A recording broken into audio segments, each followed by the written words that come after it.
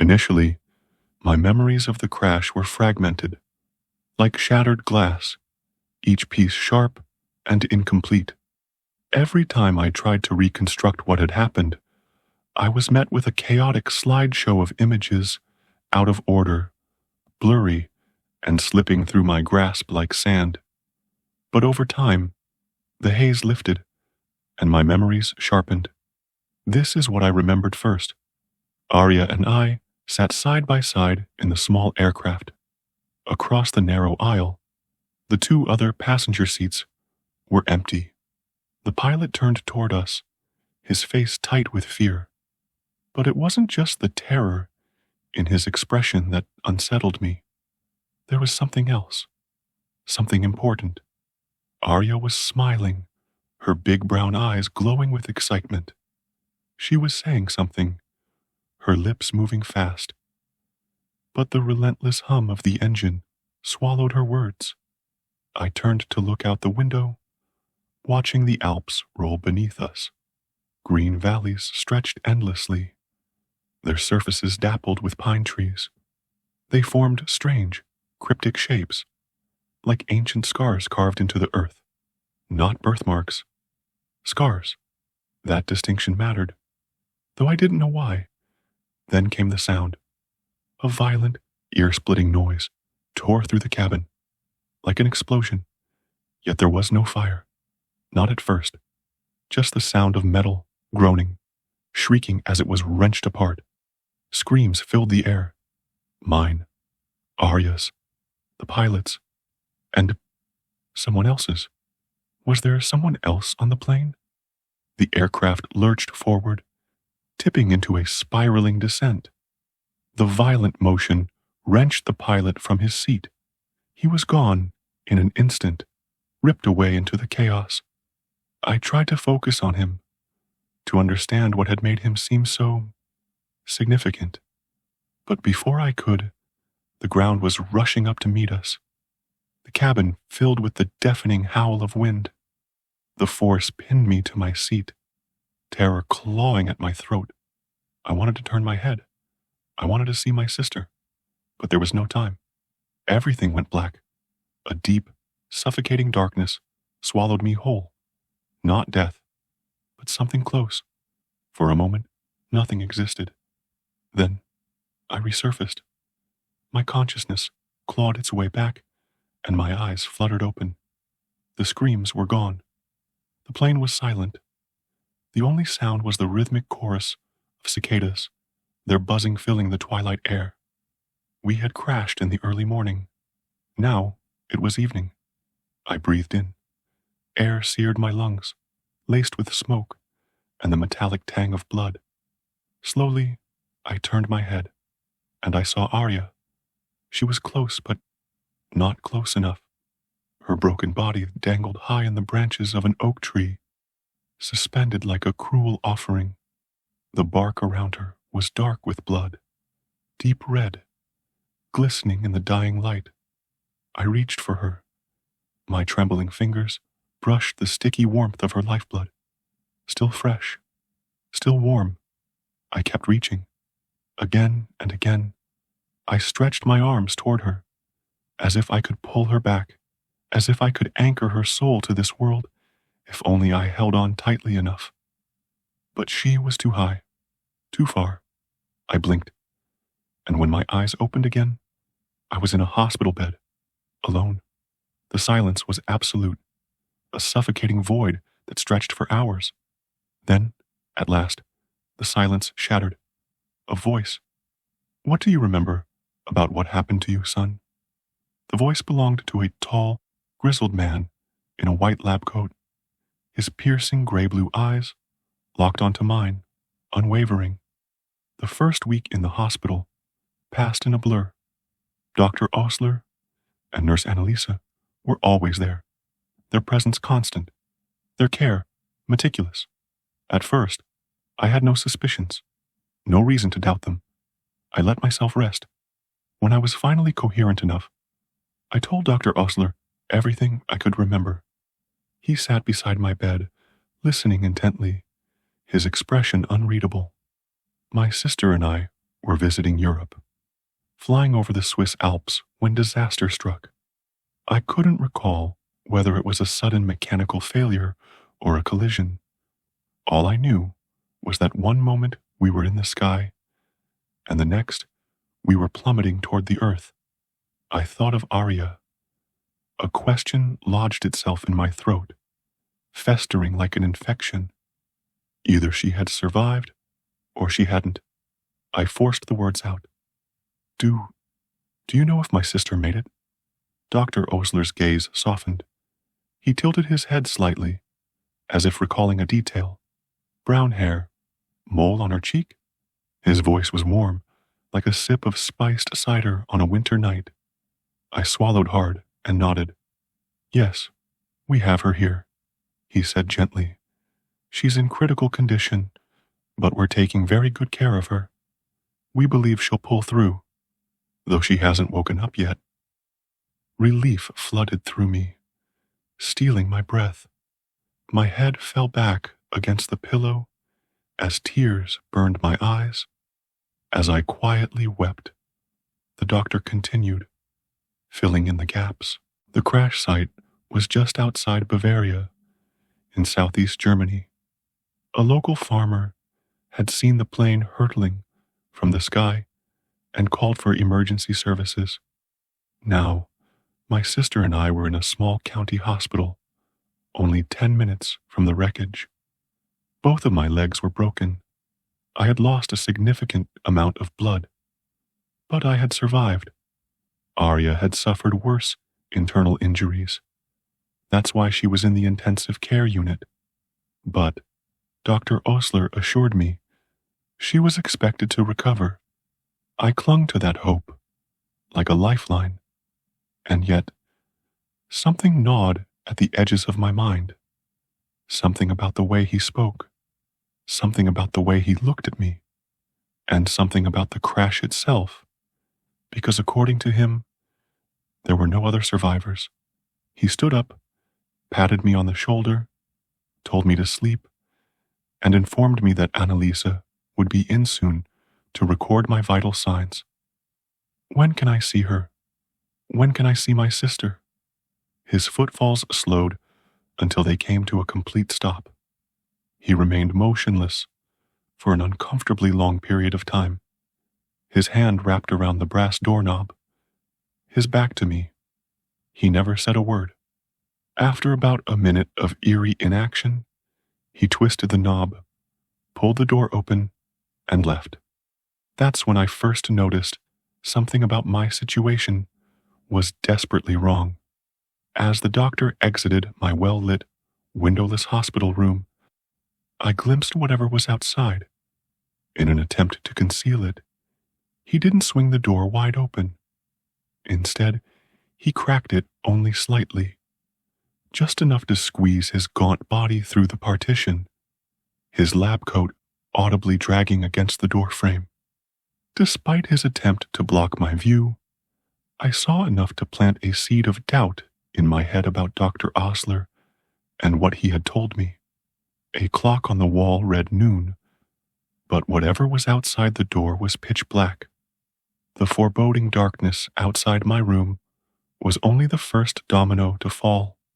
Once I fully registered the uncanniness of that detail, a handful of other equally bizarre details came to the forefront of my mind, and I did not have a satisfactory explanation for any of them. For example, the hospital was completely silent. No PA system asking for the location of a particular surgeon or announcing that visitor hours were over. No ambient noise from a heavy hospital bed thundering down the hallway. Even my room was dead silent. Initially, I didn't notice. The quiet allowed me to fall into sleep without issue. That said, I was wearing an oxygen monitor. I had an IV in my arm. The machines above me appeared to be connected to both things, and yet they were silent too. Shouldn't they beep? Shouldn't they make some kind of sound? The only noises I ever heard were the voices of the hospital's staff members and only when they were in my room, talking to me. Which brings me to Nurse Annalisa. Initially, she was a tremendous source of comfort. Her very presence was sedating, humble, and grandmotherly. Silver hair bustled over her shoulders as she moved through the room, a charming, wrinkled smile on her face as she listened to me recount my life history to kill some time. Constant reassuring words about how well the hospital was taking care of me. But like everything else, once I looked a little harder, Annalisa went from likable and endearing to peculiar and terrifying. First off, it seemed like she never left the hospital.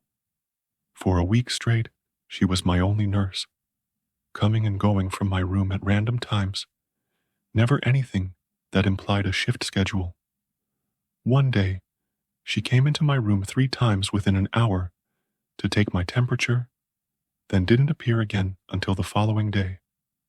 Another time, I woke up to her determining my blood pressure, the rubbery cuff tightly compressing my bicep, no stethoscope pressed to my arm, which I'm pretty sure is required for the measurement. She wasn't even watching the numbers rise and fall on the instrument's pressure meter. Instead, she was staring right at me, reciting the same phrase over and over again. "Aren't we taking such good care of you? Aren't we taking such good care of you? Aren't we taking such good care of you?" All the while, she was continuously inflating the cuff, pausing for a moment, releasing the air, and then repeating that process. I just pretended to be asleep at first, but after an hour of that, my patience ran thin. "Annalisa, don't you ever go home? Or are you the only goddamn nurse in this whole hospital?" I shouted. The cuff's deflating hiss punctuated the tension, slowly fading to silence over a handful of seconds. Eventually she stood up, walked to the door and exited, saying nothing at all. The behavior reminded me of how Dr. Osler reacted when I asked him about Arya. Honestly, I never saw Annalisa again, not alive, at least. Every single nurse, from then on out, was different than the last. Like somehow, my singular complaint had rewritten the entire staffing infrastructure of the hospital. And I mean every single one. Now, instead of having one nurse day in and day out, I'd been visited by 30 different nurses over the course of a few days. It didn't make any sense. I asked for different nurses, and that's sure as shit what I got. After about a month in that room, and with my suspicions rising, I started developing an escape plan. The only thing that was really holding me back was my casts.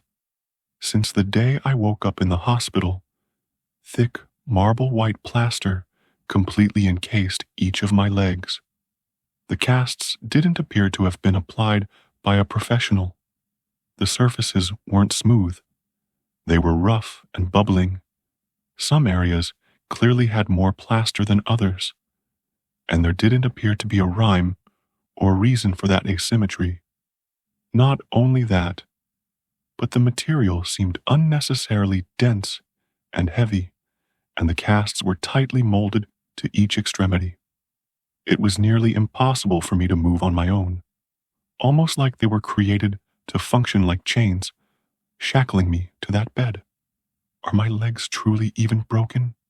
I considered, panic sweeping through me like a wildfire. "I want to see my sister," I demanded. The nurse, a short man with a thick brown-red beard, dropped the clipboard he had been scribbling on in response to my defiance. It clattered to the floor. With a vacant expression painted on his face, he walked over to the door, opened it, and left. As the door creaked closed, I grimaced.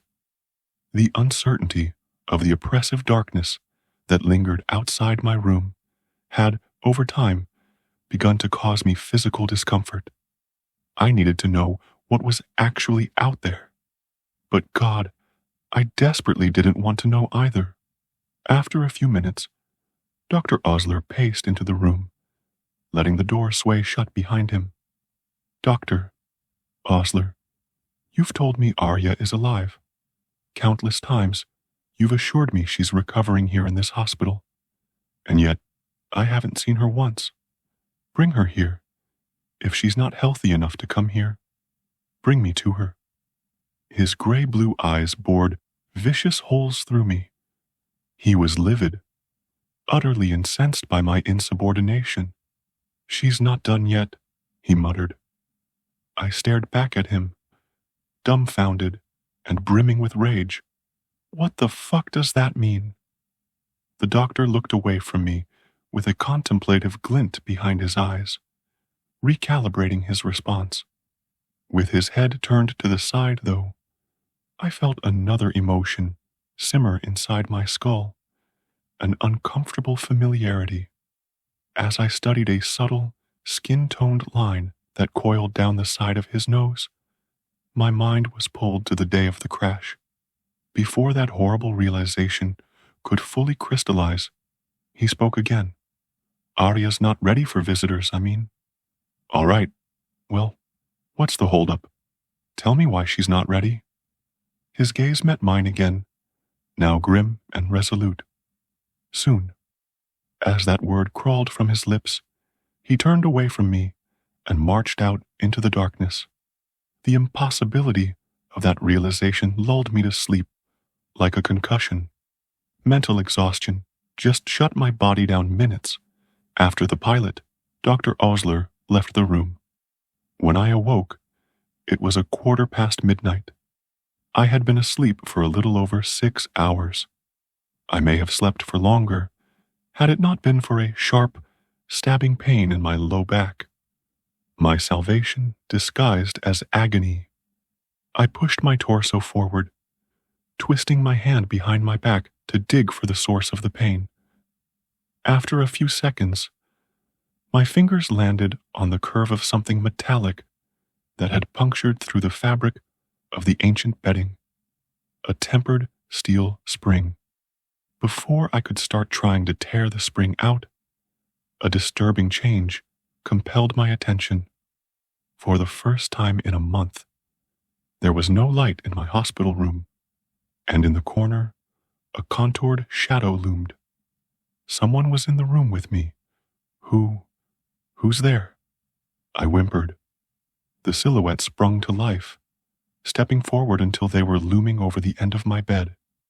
When it grinned, my heart leapt, dancing between relief, disbelief, and terror, never staying on one emotion for too long before moving on to the next in the cycle. Arya? At first, she nodded her head slowly, but over a few seconds, her nodding sped up, becoming frantic, inhumanly quick vertical pivots that seemed to have enough force to shatter the spine in her neck. Greedy paralysis enveloped my body. I couldn't move. I couldn't speak. I could just watch as Arya lumbered around the side of the bed until she was right over top of me, still rapidly shaking her head up and down. As she bent over the bed's railing, the nodding stopped abruptly. Nearly forehead to forehead, my sister finally responded, "Yes, it's me. Don't worry, okay? In fact, don't ask about me. I'm fine. They're taking such good care of us here." Her eyes were no longer brown. They were gray-blue, like Dr. Osler's, like Nurse Annales's, like every nurse's eyes, actually. And with that, she stood up, turned away, and walked out the door. From that night on, I accepted my sister was dead. With my attention undivided, I worked singularly towards escape. Grief could come later, after I was away from the thing that had killed her and commandeered her body. Disassembling the casts with the sharpened end of the spring was laborious. Every minute that thing wasn't in the room, I was scraping away at the plaster, making sure to focus my efforts on the underside of the mold, rather than the outside. That way, if it inspected the cast, it wouldn't be as obvious that I had been incrementally weakening the plaster. If it was in the room, camouflaged as a real human, I smiled, engaged in pleasant conversation, profusely displayed my gratitude, thanked it every chance I got. That's what it really wanted, I suppose. It wanted to feel appreciated. Giving it appreciation kept it docile. Eventually, I could tell that I had damaged the casts to the point where I could break myself loose with a few more forceful hits. Once I did, however, I knew there was no going back. My intention to slip out of its clutches would be written all over my freed legs, and as much as I attempted to discern a pattern to its appearances in my room, I just don't think there was one. Unfortunately, that meant there wasn't a right time to make my escape.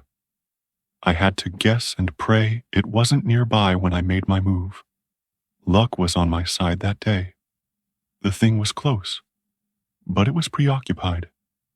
Despite shedding nearly 20 pounds of body weight in that hospital room, barely sustaining myself on the infrequent helpings of brackish meat soup the thing brought me, my legs couldn't hold me upright. They had simply atrophied too damn much. Muscleless sleeves, burdened with fragile bones and calcified tendons. Thankfully, my arms had retained enough strength to drag my emaciated body across the floor. With my back propped up against the wall aside the door, I halted my feeble movements and just listened. No footsteps running down the hall. No whispers of, "Aren't we taking such good care of you?" coming from right outside. All I could hear was the fevered thumping of my heart slamming into my ribs. I took a deep breath, reached my arm up to the knob, and slowly slid the door open. It wasn't hell on the other side of the door, like my restless mind had theorized on more than one occasion. Not in the literal sense, anyway. I really was in a hospital. It was just abandoned. Had been for a while, apparently. A discarded German newspaper I discovered was dated to September of 1969. The dilapidated medical ward was dimly lit by the natural light that filtered in from various broken windows. Thick dust, shattered glass, and skittering insects littered the floor. I crawled around overturned crash carts and toppled transport beds, like I was navigating the tunnels and trenches of Okinawa. At the very end of the hallway, I spied a patch of weeds illuminated by rays of bright white light. There it was, my escape, an open doorway, a portal to the world outside this place. Flickers of hope were quickly overshadowed by smoldering fear. As I got closer and closer to the exit, an unidentifiable smell was becoming more and more pungent, a mix of rotting fish, bleach, and tanning leather. The thing wasn't gone. It was still here, and when the aroma became truly unbearable, I knew I had reached the place it called home. I didn't see everything when I crawled by, but because the door had been ripped off its hinges and a massive hole in the ceiling was casting a spotlight over its profane workshop, I saw enough to understand. As much as I possibly could understand, anyway. The chamber that the stench was originating from was vast and cavernous. Maybe it served as a lecture hall or a cafeteria at some point in time. Now, though, it had a different purpose. It was where the thing kept its costumes. That abomination had pretended to be every person I'd interacted with while in that hospital. Dr. Osler, Annalise, all the other nurses, and most recently, Arya. A horrific stage play where it gladly filled all the roles. That entire month, I thought I had talked to dozens of people. In reality, it had been this goddamned mimic every single time, camouflaged by a rotating series of gruesome disguises.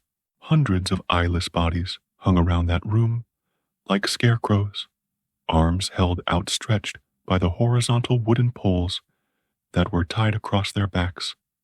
Thick, pulsing gray-blue tethers suspended the bodies in the air at many different elevations from somewhere high above. Despite the horrific odor, most of them seemed to be in relatively good condition, with limited visible signs of decay. The assortment of fleshy mannequins swayed lifelessly in the breeze that spilled in through the minivan-sized hole in the ceiling, glistening with some sort of varnish as they dipped in and out of beams of sunlight.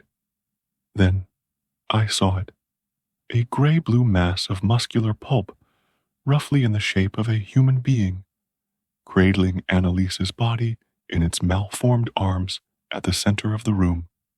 Thousands of flies' wings jutted from every inch of its flesh. Some were tiny, but others were revoltingly magnified. The largest I could see was about the size of a mailbox. Even though the thing appeared motionless, the wings jerked and twitched constantly, blurring its frame within a cloud of chaotic movement. Then it spoke, and I felt uncontrollable terror swim through my veins. "Aren't we taking such good care of you? Aren't we taking such good care of you?" I couldn't restrain my panic. Right before a blood-curdling wail involuntarily surged from my lips, I was saved by the thrumming of helicopter blades in the distance. Then I was alone. I didn't see Arya's body. Ultimately, though, I think that was for the best.